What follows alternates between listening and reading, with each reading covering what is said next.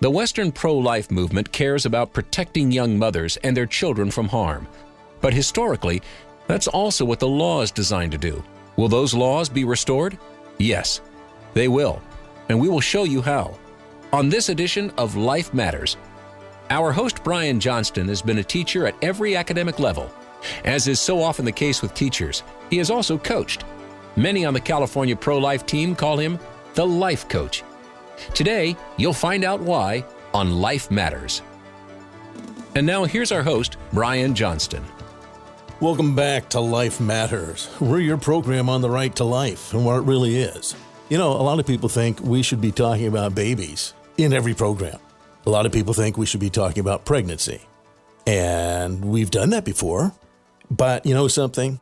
If that's what you think the right to life is about, then you don't quite understand what's going on. You don't understand what happened on January 22nd, 1973 with the Roe v. Wade and Doe v. Bolton decisions. You don't get any of that. Now, I really like babies. Don't get me wrong. And we've talked about them. There's entire programs. We've had medical specialists on that talk about the development of the child in the womb. It's inescapable. The science is there. We've had abortionists, former abortionists, that talk about what they've done with that child. But you're probably aware, I don't often talk about babies and mommies. I love them both. They should both be protected. But we talk about something much more enduring, and it really is one common topic. It is the right to life, which is a principle that emanates from natural law. And if you don't understand that principle, then you don't understand much. That sounds pretty bold, doesn't it? But that's what our founder said. And we've talked about that in the past, that self-evident truths, they're made known through the laws of nature and of nature's God. And that these are discernible. If you look into the laws of nature and principles of nature, you're able to discern that there is a higher law. A lot of people confuse natural law with the law of the jungle, the law of natural selection. No, those are two opposite principles. The law of natural selection says, I've got power and I can do whatever I want with it. Natural law says, no, you can't do whatever you want. You can't go out and kill someone because you have that ability. There is a higher law. And so even your friends who disagree with you, and again, listen to the dominant media, when they say there's an injustice, what they're really saying is that, well, here's a law, but that law violates a higher law. This reference to higher law, which everyone invokes, if you ever use the word injustice, you are stating there's a higher law. Today we're going to talk about that principle again in greater depth, but I'm going to remind you about something, and that is you and I have been mistaught history. That's right. We're going to talk about history because history impacts the present. And if you don't understand history, you will not understand the present. That may seem like a sweeping statement. When we come back, we're going to talk about it in detail and why it matters. You're going to understand why historical revisionism is going on right now in your culture. And you're being told, no, America has a different history. You have to learn the new history. You have to learn to hate the old history that you had learned. You have to know that you are evil because of your nation's history, and we must tear down that history. It must be removed. That's being told to you right now, to your friends and neighbors, and especially to your children. But I want to go one step further. It's not just happening right now. Historical revisionism and a misunderstanding of history. I'm going to spend time talking about the history of slavery and the history of what Abraham Lincoln did. It's been lied about. But even when you were taught this, and I was taught this, I've had to examine the real facts. We're going to talk about the facts of slavery, how slavery and abortion are in fact the same issue. Can you own another human being? And if you supposedly own another human being, can you kill that human being that you say you own? We have faced this issue before, but most Americans have misunderstood the history of slavery, the history of the United States. They've been given a revisionism. By the way, it's not your fault. I'm not blaming you personally. You could have gone to an excellent school. I went to some pretty good schools myself. I had some great teachers. But the problem is the ideology that infected education, the progressivism of John Dewey actually, impacted the American academy, the American view of education. And he brought a relativism, a progressivism with its view of history. And that's altered how we view history. And so we can't apply it right now, but it applies, and it applies strongly. Also in Europe, Dewey, his principles really took over academia at the beginning of the 1900s, late 1800s, 1900s. But in Europe, long before that, the same falsity about history was being taught, and it caught on like wildfire. And that is the view of Hegel regarding the flow of history and the purpose of history, that it's going somewhere, you have to leave the past behind. And that undergirds much of Marxism and all of progressive ideology. You got to leave the past behind. You have to look to the brave new world, and the government is going to fix that new world. So leave history behind. Understand that it needs to be thrashed and trashed. And you're not going to know what to do with the present if you don't fully understand the real significance, the real meaning of history. And we come back, I'm going to tell you about a movie that's going to help you understand that more. But it's critically important to realize we're dealing with the present right now. And we're dealing with principles right now that you should be able to understand. But your education robbed you of that understanding of these self-evident truths. We'll be right back. Life Matters continues after this.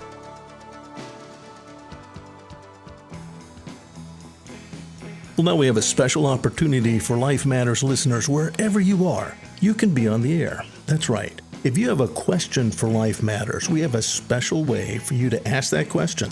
Tell us where you're listening from, speak slowly and clearly, and you can record a message. Go to lifematters.life. That's lifematters.life. Scroll to the bottom of the page, and there you'll see Send a Message to Brian Johnston. Using your computer's microphone, you can record a message, and it'll record clearly. You can't go longer than 90 seconds. But please feel free, if you have a question or a comment, make sure you keep it polite. We do have to edit, and we can't put impolite stuff on the air, but we do want to hear from you. That's lifematters.life. Scroll to the bottom of the page and give us your thoughts.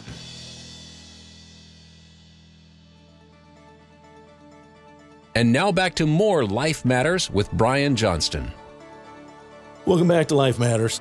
As you know, we're talking about the laws of nature and of nature's God. We're talking about history right now on Life Matters. We get deep into principles, but really how they apply to real life all around you. And if your principles are not applying to real life all around you, you're living in a world of theory. Some theories are very, very valuable. Other theories are very, very deadly. And if you can't make those distinctions in this battle of ideas, you've lost. You're in a battle of ideas. And if you don't know that right now, you've lost. So you have to work to get clarity as to what it is you understand and why you understand that. I'd mentioned when we left about history, that you have been taught a principle of history that's false. Probably because, not of your fault, it's probably because you were educated in an American school. But that's all right. If you were educated in a European school, you would have had the same problem. American school and American education has been influenced sweepingly, and even parochial schools, influenced by John Dewey's view of history, relativism, and progressivism. That is the undergirding principle in American education, and it's only gotten worse. European education anchored in Hegel's view of history, both of them very, very destructive. But I want to talk a little bit about a deeper understanding of history. This may blow your mind, but you need to know that history is cumulative and history is right now. History is not far away. Everything that's actually happened up until this moment has contributed to this moment. Now, that might sound like a Zen statement. That might sound like something that's entirely detached from how you view history, and it probably is, because history is old stuff.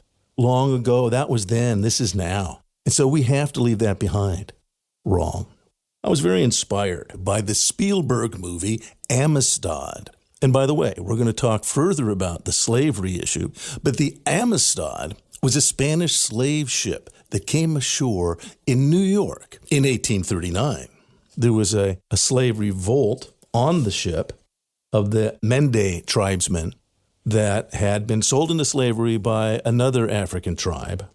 And of all people, it was John Quincy Adams. This really happened. John Quincy Adams had to go to court to defend their freedom, even though they were, in essence, they were fugitive slaves. We just didn't know who their owners were. But even in that time, America had the fugitive slave law. So John Quincy Adams had to go to court on behalf of these Mende tribesmen. It's a great film, a really great film. And one of the principals is a great actor, and you'll know him to see him. I want to pronounce his name right. It's Djimon Hounsou. And you'll know him when you see him, though. He was also the gentleman who played the African slave in Gladiator, who befriended Gladiator. So you know the character portrayed by Djimon Hounsou. And he says this when confronted with what we should do. And he was speaking for all of the Mende tribesmen. And he said a very powerful thing. He said, "My ancestors lived so that I might stand in this moment." You think about that. My ancestors lived so that I might stand in this moment. You're not here by accident. Your life is not an accident. And you aren't just some collection of cells. There is a purpose to life, and your life has purpose right now, and it is rooted and related to all that's gone before. This is a very important view of history, and you can find it. You can find it in others. So this is an incisive reflection of the reality that truly does surround us. We'll be right back after this. You're listening to Life Matters. We are individuals that lived all over the world as missionaries, but we have also become coffee aficionados. Our travels have introduced us to the most delicious and extraordinary coffees we've ever tasted. Now we import those same beans, roast them fresh at your request, and fly these savory coffees directly to you. Winged Spur Coffee. Try the best coffee you've ever tasted. Go to wingedspurcoffee.com. And now back to more Life Matters with Brian Johnston. Now I want to take a moment to remind you of the phrase historical revisionism, because historical revisionism is an attack on history. It literally seeks to redefine what happened. And again, if you followed Marxism, if you followed any progressive ideology, National Socialism, the Nazis, they intentionally burned old books, they banned books, they rewrote history, because they didn't want old things to be remembered. They were redefining all of society. And in order to do that, they had to remove the old history. But the fact is that historical revisionism is, simply put, lying. That's what it is. It's happening all around you right now, by the way. But I want to go a little bit further back. If you're my age, I'm not telling you what that is, but you have an idea.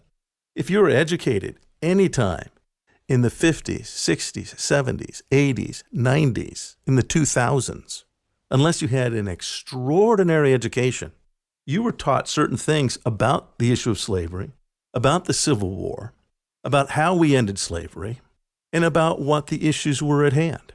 And most of America has come to believe that. But most of it is actually false.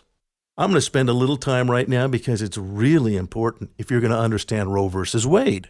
Because many people are taught that slavery was about the whole issue of federal law versus states' rights. And because the Civil War ended the way it did, it was one of the final blows to states' rights. But that isn't the correct history. In fact, there was the issue of states' rights. It was actually front and center. But Lincoln was not fighting against states' rights.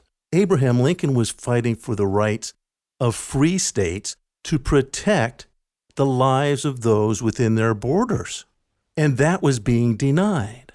You weren't told that. But that's the reality of the Civil War. It was about states' rights.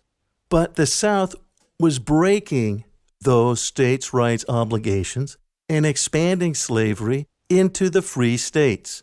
I'm going to describe that now. If you need to take notes, please do. I want you to know that the condemnation of states' rights by the Civil War was not what happened. It affirmed the rights of the free states. And because the free states continued and were able to continue, then those laws on slavery were also put into the federal law.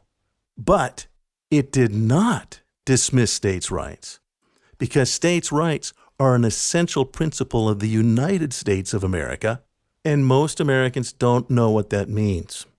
So let's talk about why Lincoln had to do what he had to do and what you have not been told by most American history classes.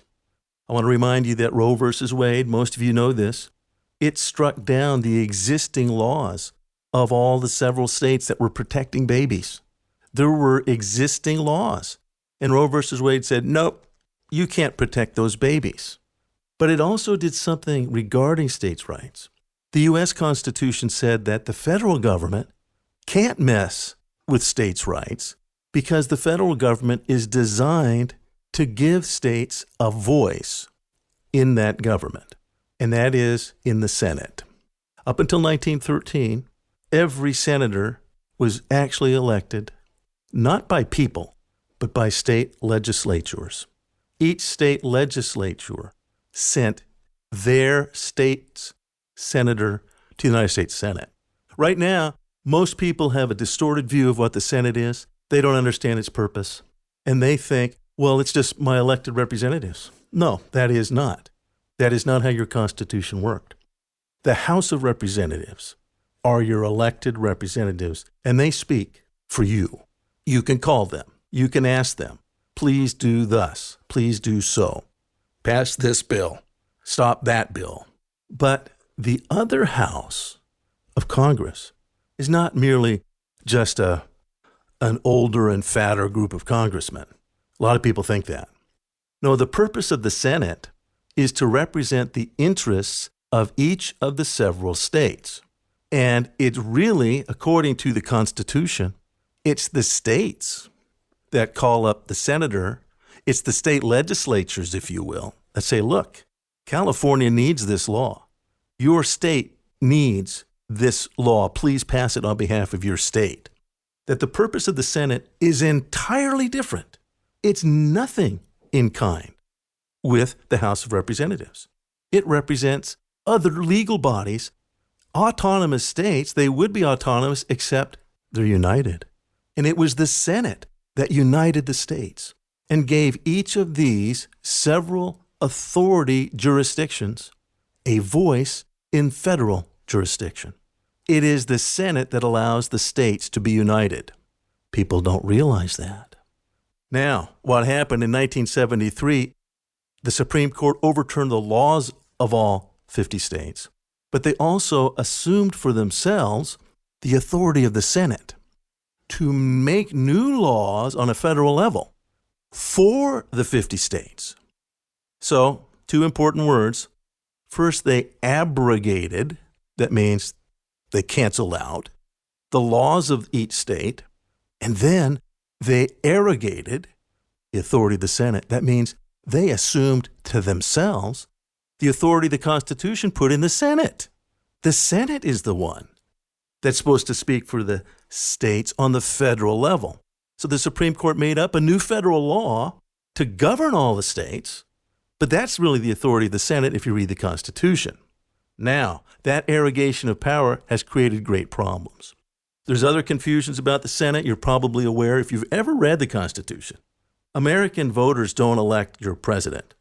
Never have and still don't. American voters don't do that. It is the states that elect the executive.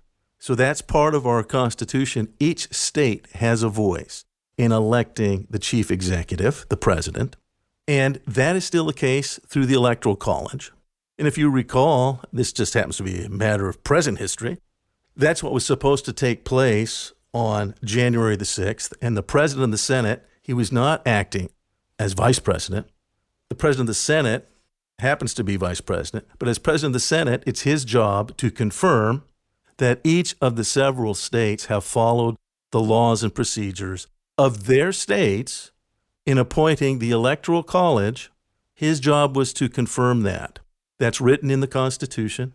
That's how the Constitution works, because it's actually the states that elect your president. And that's why the Electoral College is there, if anybody asks you about that. Let me go back to the Civil War really quick, because it's so important. The issue of slavery, as you know, was lurking underneath the American psyche from its beginning. And most Americans didn't like it. But they also knew if they're going to break away from England, they can't go to war over slavery. They're going to have to come up with a compromise, and many of you are familiar with that compromise. But the goal of that compromise was to make sure that slavery was held back. Slavery was hated by most Americans. Even in some slave states, people like Robert E. Lee later, he didn't like slavery. A lot of people who lived in slave states didn't like the process. But what happened is that by this compromise, slavery was allowed in certain states, but also a limit was being put on it. And people like Abraham Lincoln were part of a party called the Whigs. And their goal was to make sure that we limit slavery. But guess what? Slavery was winning. The decisions of the United States were saying free states cannot protect slaves. Does that sound familiar? Yeah, that's what the Supreme Court said to those who wanted to protect babies. No, your state can't protect babies. And what was happening, and I'm going to give you a series of decisions. First is the Fugitive Slave Act. And it said if a slave runs away and ends up in a free state, you know what? You better go get that slave. You better extradite that slave back to slavery right now. And you cannot say that slave is free, even if you're a free state. So literally, if you remember the Underground Railroad, you weren't really free till you got to Canada because of the Fugitive Slave Act. But it gets worse. It gets much worse. Because in 1854, as America was expanding, the nemesis of Abraham Lincoln proposed a law, a new federal law that broke the agreement to limit slavery. And that was called the Kansas-Nebraska Act. They were creating 2 new territories. And in order to create the territories, by the way, it wasn't just of those 2 states. We're talking about millions of square miles that would go to make up not just Kansas and Nebraska, but many of the states reaching out all the way to the Washington border.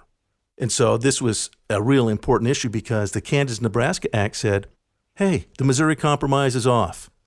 No deal. Any state that wants to be a slave state can be a slave state. And so there's no longer that guarantee of holding slavery in check. They were saying slavery can expand. And the Whigs' plan, Abraham Lincoln's plan, he was a Whig. He was actually the chairman of the Illinois Whig Party. Remember, the Whigs wanted to hold things in place, but they were failing. So the Kansas-Nebraska Act was devastating. That's really what started the Civil War, Bleeding Kansas. If you're familiar with what was happening, they were fighting to determine if they could be a slave state. And then, to add insult to injury, the Supreme Court said, we're going to fix it. We've decided the Supreme Court needs to step in, and they passed the Dred Scott decision. Many people don't realize what that decision was about.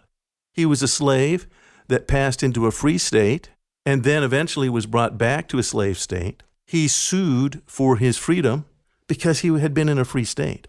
The Supreme Court, in its wisdom, said, no, hang on. If you're a slave, once a slave, always a slave. We're going along with slavery in free states. You get to a free state, too bad. We are proclaiming that slavery can be practiced in a free state. The Supreme Court said that.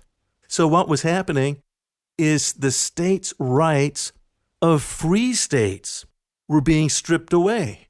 That was the motive of Abraham Lincoln and the Republican Party, to have the right and have the ability to actually end slavery in a free state. They were told they could, but it was being denied them by the federal government.